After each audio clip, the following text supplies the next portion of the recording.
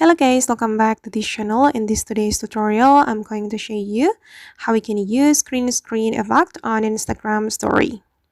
Okay, let's get into it guys. I have opened my Instagram application, and first thing first, I'm going to create story. I'm going to click on your story and I'm going to go to the camera.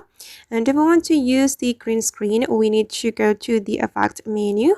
You can scroll all the way to the right until you find the green screen effect, this one. But if the green screen hasn't appeared on your effect, you can go to the effect list.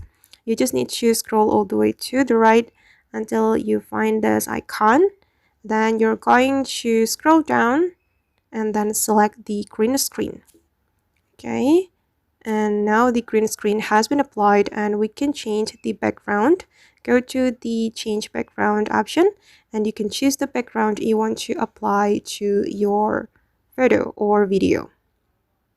Okay, you can also upload background from your gallery.